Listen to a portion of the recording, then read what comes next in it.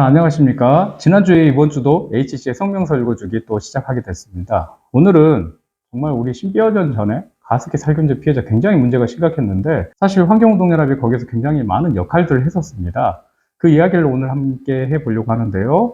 특별히 오늘은 광주 환경운동연합의 정은정 국장님 모셨습니다. 안녕하십니까? 네, 안녕하세요. 엊그제죠. 가습기 살균제 살인기업 옥시와 애경은 가습기 살균제 피해 대책에 책임을 다하라라는 성명서를 내셨는데 네. 뭐 때문에 갑자기 이걸 내시게 된 건지 먼저 좀 큰 틀에서 얘기를 좀 해주시겠습니까? 네, 그 가습기 살균제 참사가 지금 수면 위로 떠오른 지도 10년이 훌쩍 넘었고요. 지금 11년이 돼가고 있고, 그런데 지금 이제서야 사실 굉장히 늦은 그 피해대책 조정위원회가 이제 조정안을 제안을 했고, 그게 이제 수용이 되려고 하는 그런 과정이었습니다. 그런데 지금 옥시와 애경 이 두 개 기업이 이 피해 조정안을 받아들이지 않겠다라고 밝혀서 지금 그것을 규탄하는 성명서를 내게 됐습니다. 아마 잘 모르시는 분들도 있을 것 같은데 이 옥시와 애경이 반대를 하긴 했는데 사실 제가 알기로는 저도 이게 사실 개인적인 이야기이긴 한데 제가 벌써 5, 6년 된 것 같아요. 그때 환경운동연합 사무실 잠깐 왔을 때 환경운동연합에서 그때 가습기 살균제 피해자 접수를 받았었잖아요. 네. 그때 제 기억에 정은정 국장님께서 저한테 혹시 피해가 있으시면 접수하시라고 해서 저도 저희 가족들 접수를 했을 때 저희 큰딸이 그 피해자로 확정이 돼서 사실 이제 많이 당황스럽기도 하고 그러니까 구제 대책의 대상자가 되기도 했었는데 저도 그 기억에 그때 당시에 옥시 제품을 쓰고 문제가 생겼었거든요. 네네. 근데 이 옥시와 애경이 반대한 이유가 있을까요? 지금 옥시와 애경이 반대하는 가장 큰 이유는 이미 이제 개별적인 이제 좀 합의 이런 그 보상금을 자기들은 지원을 했다라는 것이 또 하나가 있고요. 또 하나는 사실 이 가습기 살균제를 제조, 판매한 업체가 굉장히 많습니다. 크게 지금 9개 기업이 이 피해 조정안 안에 들어가 있는데 옥시와 애경은 이 피해 조정안을 분담하는 비율이 너무 과도하다라고 주장하고 있는 그런 상황입니다. 과도하다고 주장을 하게 됐다면 아마 사용자의 수나 판매량도 제일 많지 않을까 싶은데 규모가 어느 정도인데 이쪽에서 반대를 하나요, 혹시? 맞습니다. 그 옥시가 이제 전체 이제 1000만 개 정도 가습기 살균제를 판매를 했다고 해요. 그 중에 제일 많은 490만 개를 팔았고요. 절반이네요? 네, 절반을 차지하고 있죠. 피해자도 가장 많습니다.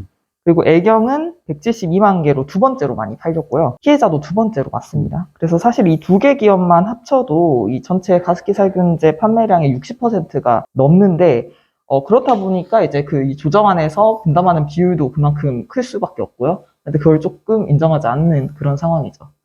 아마 이게 대상으로 관심이 없으신 분 잘 모르실 수 있는데 지금 전국적으로 가습기 살균제 피해 현황이 어느 정도 되는지 조금만 더 설명을 해 주시겠습니까? 네, 그 가습기 살균제 그 전국 피해 접수가 그 7,400여 건이 있고요. 이 중에 사망이 1,656건으로 전체 22%가 사망한 굉장히 이제 중대한 그런 참사였고, 광주 전남에가 좀 궁금하실 것 같은데, 광주 전남 같은 경우에 이 피해 접수가 총 341명이고, 이 중에 사망자가 90명 정도입니다. 그런데 여기서 좀 중요한 부분이 이 가습기 살균제 판매량을 봤을 때 추산되는 이 광주 전남의 가습기 살균제 사용자가 57만 명 정도가 되거든요.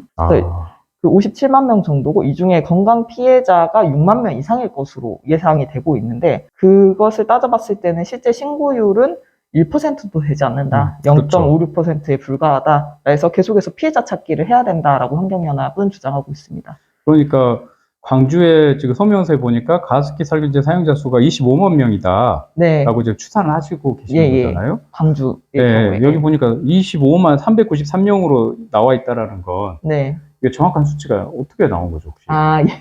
예. 사실 이 문제를 정말 열성적으로 10년 이상 했던 이제 그 환경보건 시민센터가 있습니다. 거기서 그 가습기 살균제 전체 판매량이랑 인구 비율이랑 이런 것들을 비교해서 이제 도출된 예상치입니다. 그러면 지금 현재 광주 거주 피해자가 188명이고 사망자가 44명이라는 건 숨겨진 분들이 99%나 된다는 말씀이시고 굉장히 심각한데도 불구하고 문제가 있다라는 지적이신데 그러면 현재도 지금 이런 구제 대책이나 아니면 본인이 피해자다 하면 신고가 가능한가요? 네, 현재도 신고가 가능한 상황이고요. 사실은 이 피해자 단체가 굉장히 이제 또 세분화되고 또 기업별로도 이제 구성이 되고 하다 보니까 이런 좀 조정안 같은 것이 절차가 좀 어려운 그런 상황이었습니다. 그래서 지금 이렇게 조정안이 합의가 된 것 자체가 정말 그 힘겨운 일이었고, 예, 꼭 좀 통과가, 사실 이것도 굉장히 부족한 조정안이에요. 예, 그래서 그렇지만 이게 좀 통과가 됐으면 합니다. 예. 그 부족하다는 조조가지라고 하셨는데 어떤 네. 측면에서 부족하다는 말이에요? 그 사실 이제 사망 그리고 병 그리고 나이에 따라서 이제 세부적인 기준이 나누어져 있고요. 최대 이제 5억 그리고 이제 아니면은 이제 수백 수천만 원 이런 식으로 이렇게 예측이 되어 있고 또 하나는 가습기 살균제로 인한 그 질병이라고 인정되는 경우에만 또 이게 해당이 되고 있고 그래서 좀 사실은 이 피해 구제를 받지 못하는 분들도 사실 많은 조정 아닐 수도 있죠. 하지만 그런 부분이 이제 추후에 조금 보완이 되더라도 일단은 좀 시작을 해야 되는 그런 상황입니다. 아, 네. 그러면 지금 광주 환경운동연합이 이 지금 옥시와 애경이 이걸 거부했잖아요. 예. 어떤 것들에 이것에 대해서 어떻게 향후 해야 되는지 지금 의견 제시하는 게 있을까요? 저희는 일단 피해 조정안을 수용하라라고 주장을 하고 있고요. 수용하지 않는다면 저희가 전국적인 차원에서 불매운동을 다시 진행을 하겠다. 사실 2016년에 옥시 불매운동을 좀 전국적으로 굉장히 열심히 해서 옥시 제품을 그 대형마트에서 방출하는 것까지는 성공을 지금 했거든요. 네, 그랬죠. 그런 상황임에도 불구하고 사실 잘 모르는 이제 대표적인 것이 예를 들어서 데톨 그리고 약국에서 파는 스트랩실 이런 것들이 이제 옥시에서 판매되는 제품인데 이런 것에 대한 불매 운동을 다시 저희가 좀 강력하게 좀 해볼 그렇죠. 계획입니다. 예. 마지막으로 한 가지만 더 여쭤볼게요. 최근에 네.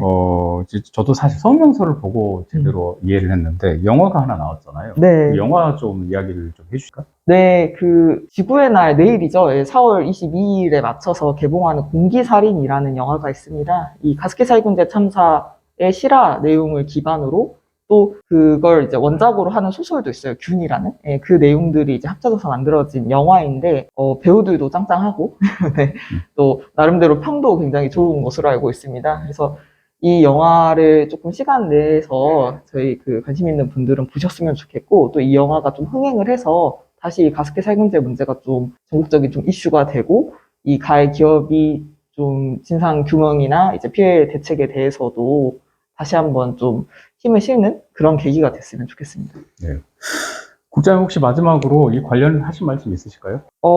네. 가습기 살균제를 사용한 그 인원수가 지금 뭐 수십만에 달할 것이다라고 말씀을 드렸는데 이 가습기 살균제로 인한 피해는 사실 그 폐 쪽에서 많이 나타나고요. 감기나 이제 감기가 자주 걸린다거나 뭐 폐렴 증상이 있다거나 이런 조금 비교적 병증에서부터 폐섬유화, 사망 뭐 이렇게까지 이어지는데 사실 가습기 살균제를 내가 사용하긴 했지만 아직 내가 아프진 않아 이렇게 생각해서 피해 신고를 하지 않는 분들도 굉장히 많아요. 그런데 이 문제가 앞으로 또 어떻게 이 피해가 나타날지도 모르고 또 여러 가지 이제 피해 사례들이 있기 때문에 가습기 살균제를 사용하셨던 분이라면 지금 이 영상을 보고 계신 분들이라면 꼭 피해 접수를 해 주셨으면 좋겠습니다. 갑자기 그 얘기 들으니까 이 생각이 나네요. 왜냐면 저도 그 피해자 중 한 명이었고 네. 그걸 사용을 하는데 사실은 그때 이 신고를 하고 접수를 받은 이후의 절차가 녹록지는 않았습니다. 네. 왜냐하면 당시에 초기였기도 했고 제가 아마 그 뭐랄까요 거의 2, 3개월 단위로 조사를 받았던 것 같아요. 그게 네. 좀 불편하긴 했었는데 제 입장에서 그때 당시에 이렇게라도 해서 진실이 좀 규명되면 좋겠다 하고 열심히 참여하긴 했었는데요. 제가 추천해서 몇 가족이 또 그 신청을 해서 검사를 받기도 했었고요. 그러고 나서 지금은 그래도 절차가 많이 완화돼서 좀 더 편한 것 같습니다. 그래서 벌써 11년이 지났긴 했습니다만 아직도 혹시 기억을 갖고 계시거나 하신 분들은 일단은 신청을 하시면 건강검진부터 아까 섬유화 얘기하셨는데 다양한 검사들을 권역 있는 다양한 병원에서 하실 수 있기 때문에 꼭 신청을 하셨으면 좋겠습니다. 잘못된 제품을 만들어 수많은 시민을 죽이고 다치게 하고도 책임지지 않는 반사회적이고 반생명적인 기업에게 책임을 끝까지 물을 수 있어야 생활화학 제품 때문에 소비자가 죽고 다치는 일이 없는 안전한 사회를 만들어갈 수 있다라고 하고 있습니다. 기업의 잘못된 행태 때문에 소중한 시민의 생명이 앗아가는 불행한 사태가 더 이상 발생하지 않도록 우리 모두 신경 써서 이 부분을 또 한번 열심히 잘 대책을 세워서 대응했으면 좋겠습니다. 이상으로 오늘 평면 설교주기 마치겠습니다. 감사합니다. 감사합니다.